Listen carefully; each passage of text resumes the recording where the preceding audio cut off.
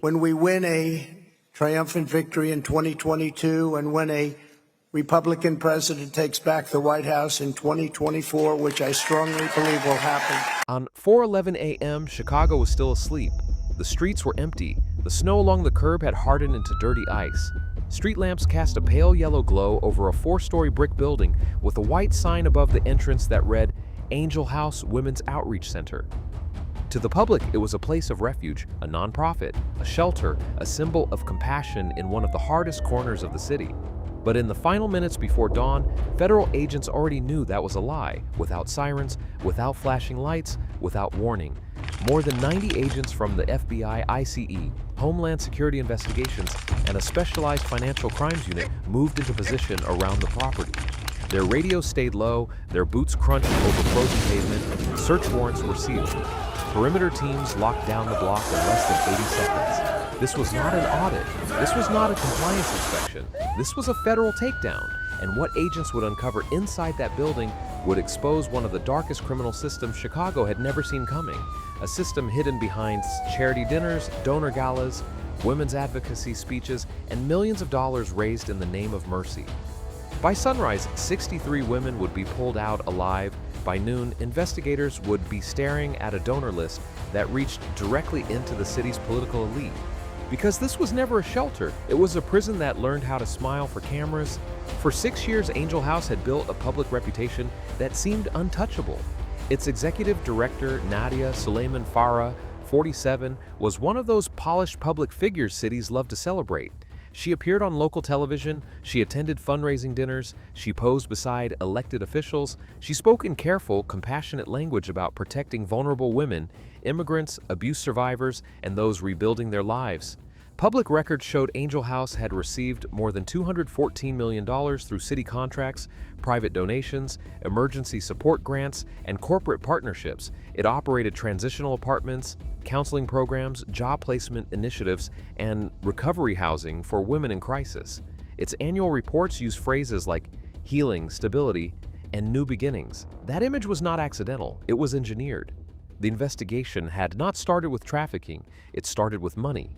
Federal analysts flagged a pattern of irregular withdrawals spread across dozens of linked accounts. Individually, the transactions looked ordinary. Together, they formed a structure, thousands of cash withdrawals just below reporting limits, recurring payments to vendors with no payroll records, leases signed by subsidiary entities that all traced back to one mailbox and 2 shell managers. Then came the first human clue.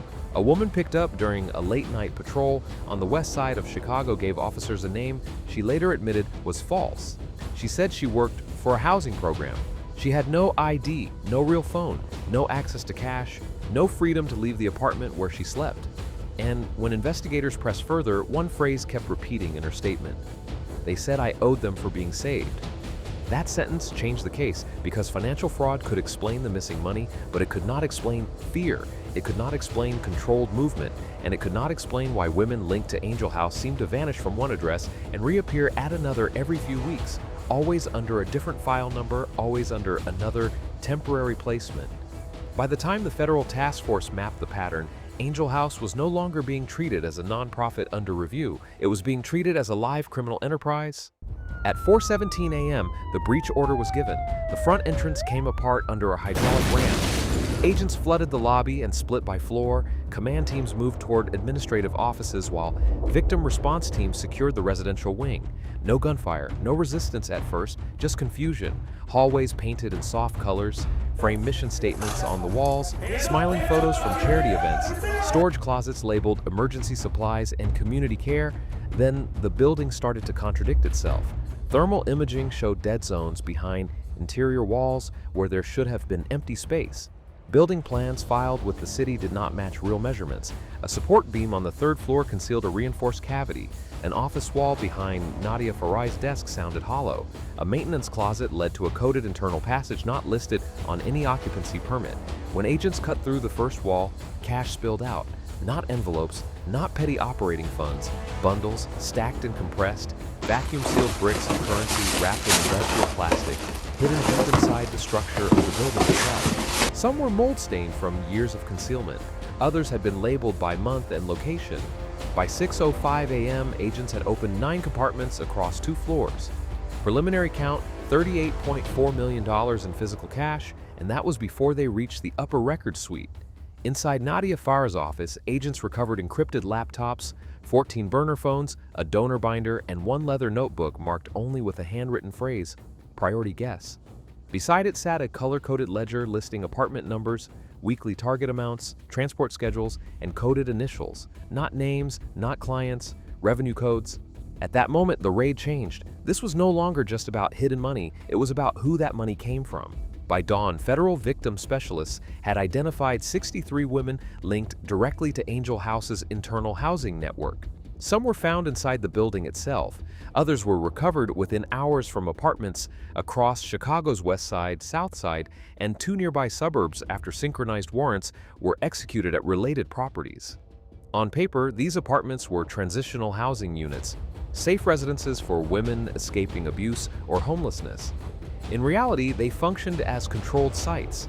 Each location followed the same pattern: cameras facing inward, bedroom doors that locked electronically from the outside, windows modified so they could not fully open, movement schedules, shared phones monitored by handlers, rules posted inside kitchen cabinets telling residents when they could leave, who they could speak to, and how much weekly money they were expected to generate. Investigators would later determine that many of the women had been recruited through promises of shelter, legal help, work placement, or immigration support. Once inside the system, those promises disappeared. Rent was deducted, food was deducted, transportation was deducted, protection fees were deducted, clothing, medication, paperwork, assistance, phone use, every basic human need was turned into debt. Debt that could never be repaid. Financial logs showed each woman had been assigned a numerical profile rather than a name. Weekly quotas ranged from $10,000 to $16,000 depending on location and client category. Internal messages referred to women as assets, units, and priority inventory. If someone failed to meet target, managers threatened eviction, exposure to immigration enforcement, or transfer to a more restrictive property. This was not informal exploitation. This was managed captivity. Medical records recovered from a seized tablet deepened the horror. More than 20 women had been treated for infections, untreated injuries, or repeated trauma, yet internal instructions stated they were never to be left alone with medical staff. One internal note read, "No private conversations, no unsupervised disclosures." For years, Angel House had publicly claimed it was helping women recover. In reality, it was monetizing their isolation. At 9:42 a.m., forensic analysts opened the donor binder found in Nadia Farah's office. At first glance, it looked ordinary: annual fundraiser records, gala sponsorship tiers, seating charts, outreach partnerships, the kind of paperwork every successful nonprofit keeps. Then analysts cross-referenced the names with internal communications recovered from encrypted devices. That is when the donor list became evidence. Some entries were marked with stars, others carried handwritten notes, special access, house priority, transport cleared, no cameras, city friendly. Several names on the list belonged to developers, private contractors, nightlife investors, and 2 men with direct ties to municipal advisory boards. One page included contact information for a political fundraiser whose event photos also featured Nadia Farah standing beside senior city officials. Agents were careful. The list did not prove every donor committed a crime, but it proved something else just as dangerous. Angel House had not survived on hidden cash alone. It had survived through proximity to power, through legitimacy, through the assumption that anyone helping women in crisis must be beyond suspicion. Further records showed Angel House spent heavily on image management. Public relations consultants, speechwriters, gala production firms, community impact documentaries. Over $11 million had gone not to women's services, but to the maintenance of trust. Trust was the product, trust was the shield, trust was how the system stayed alive. By midday, federal command authorized a second wave of seizures. 3 spas registered to linked entities were shut down. 2 wellness centers lost operating control. 11 apartments were designated trafficking-related sites. 42 accounts were frozen. More than $76 million in pending transfers was flagged before it could move offshore through consulting shells and international outreach initiatives. What had begun as a raid on one nonprofit office was now a citywide exposure of a criminal architecture hidden beneath charity branding.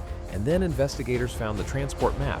The map was concealed inside a digital folder labeled logistics outreach. What it actually contained was a route system, drivers, pickup windows, apartment rotations, safe parking lots, hotel overflow sites, emergency transfer instructions. It showed how women were moved every 30 to 90 days to prevent neighbors, doctors, social workers, or local police from recognizing patterns.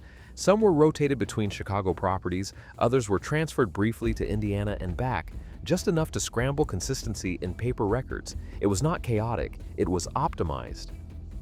Agents also discovered internal instructions for crisis management in the event of law enforcement contact. Destroy paper notes, wipe shared phones, move high-value women first, redirect lower-priority victims to city-funded shelter intake so their trail would disappear inside legitimate systems. That single file told investigators everything. Angel House had not merely hidden crime behind compassion, it had learned how to merge itself with the very systems meant to protect vulnerable people. Housing referrals, emergency support contracts, grant-funded placements, public sympathy, or all of it had been turned into camouflage. By 3:18 p.m., Nadia Farah was formally charged with conspiracy to commit wire fraud, money laundering, human trafficking, forced prostitution, tax evasion, and operating a criminal enterprise. Prosecutors stated privately that additional indictments were expected. Managers, drivers, financial handlers, and property coordinators were already being interviewed. The city froze all partnership agreements with Angel House before evening. But the damage was not limited to one director. Investigators confirmed that over 6 years, Angel House had passed multiple audits without major intervention. Payments moved, grants were renewed, apartments were licensed, concerns were buried in paperwork. No single official had to approve every part of the system. That was the genius of it.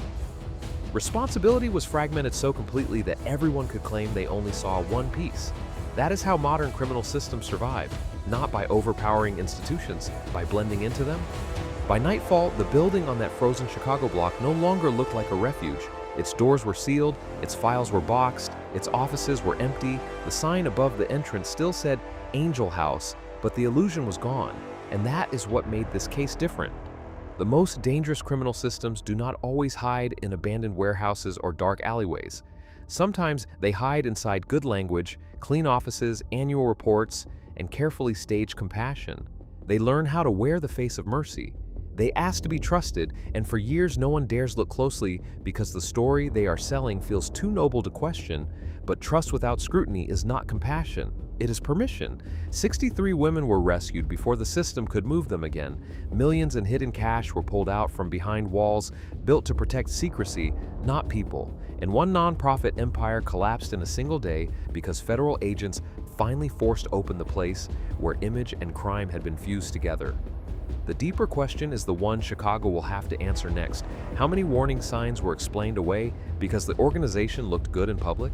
How many people stood beside that stage, shook those hands, praised that mission, and never once asked what was happening behind closed doors? Because evil rarely introduces itself as evil.